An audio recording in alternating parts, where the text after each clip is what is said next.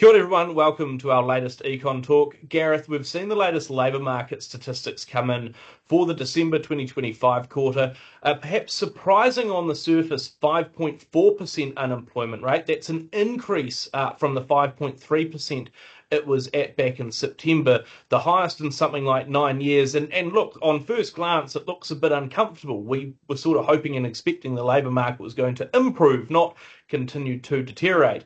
But it looks like that increase was being driven by the fact that more people are now being dragged into the labour market. They're looking for work. And so that participation rate has increased to, I think, 70.5%, up from 70.3. So just a bit of a shift. And effectively now you've had a group of people that were previously not in the labour force.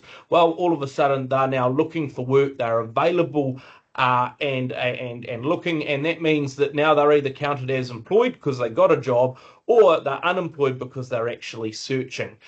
Looking through that as well, probably the most, I guess, upbeat number below the surface was that employment growth, up 0.5% in the quarter, ahead of expectations of about 0.3% in terms of market picks. I mean, looking through all of that, you've got the sort of worse headline number, you've got a better underlying figures. What's the read here? Is this good or bad for the economy?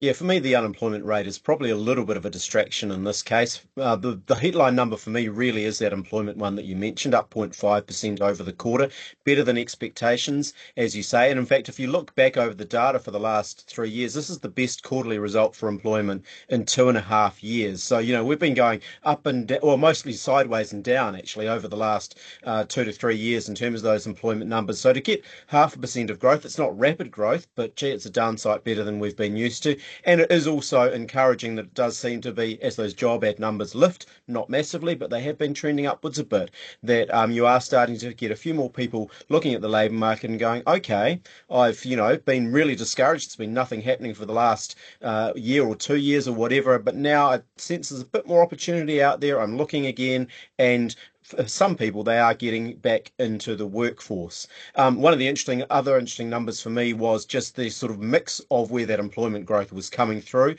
skewed towards part-time rather than full-time employment, although there was a lift in both series.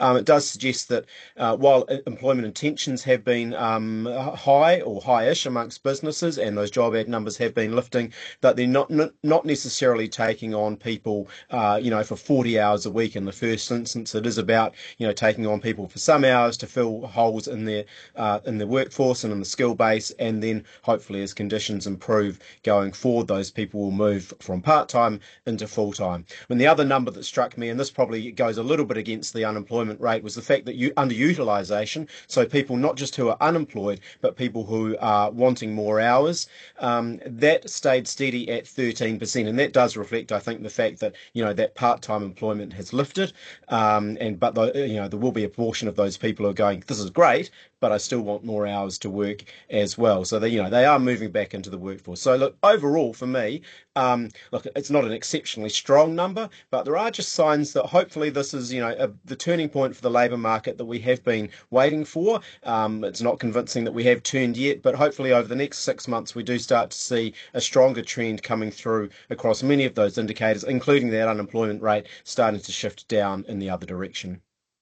That underutilization rate remaining steady, like you say, at 13%, I found that one quite interesting because it did sort of suggest that there has been a sort of pool of people who are coming back into the labour market now. There's got to be a reason for that. And you can't tell me it's because inflation is high, because inflation has been high recently. Like cost of living pressures have already been there. And it does start to make you wonder a bit if people are looking at things and going, actually, I'm hearing maybe not good stories, but better stories on the labour market front. There is a bit more hiring out there. Maybe it's time for me to actually start actively looking. And I sort of say that because you look through those figures, and given that you had an increase in that part-time work, you've got an increase in the underemployed, people who've got work but want more hours. And so effectively, you've almost had sort of a shift within underutilization. You've had people that were previously in the potential labour force, they weren't actually unemployed, they weren't looking for work. Now they are, and some of those who might have previously been straight out unemployed, well, now they've got a job, not necessarily with enough hours, but again, bit of a sort of mix more all through the middle. Now, the other challenge that's coming through for those who are in work is that you might have a job, but you're not necessarily getting as much of a pay rise as a couple of years ago, despite the fact those cost of living pressures are there. And that's because, of course, it's pretty difficult to ask the boss for a raise, a decent raise, when they could go and find a lot of other perfectly willing and capable people out there in the labour market. Private sector wage inflation was up, I think, 2.0%. That was sort of broadly in line with where the Reserve Bank and the rest of us thought things would be. I mean, sort of looking at that in combination with all the other figures, for the likes of the Reserve Bank, probably the last big statistic they're going to get in before they make their call in February. What does that mean? Is there sort of anything to move the dial on where they might sit around the official cash rate? No, my sense is from the data today, there's not a lot to see here. It's kind of move on and make your decision, really. I mean, we are still looking, obviously, at that monetary policy statement in a couple of weeks. And it's been quite clear, quite a good indication of where the Reserve Bank goes to from here, particularly with the new governor at the helm. But yeah, looking through the data today, I don't think there's anything there that is going to alarm the Reserve Bank or sway their opinion one way or the other. Probably the one bit of good news you could take from it is that, as you say, labour cost inflation is still relatively low at 2% per annum, as you would expect given the slack that there has been in the labour market. We know that businesses have been coming under some cost pressures, and households, of course, over the last year with inflation picking back up again. But if there's one area where businesses are not really coming under a great deal of cost pressure, it is still in that labour market. So I think the Reserve Bank will be heartened that at least that sort of normal relationship that we'd expect a slack labour market, slow wage growth, that is holding true, even if there are cost pressures coming through in other parts of the economy.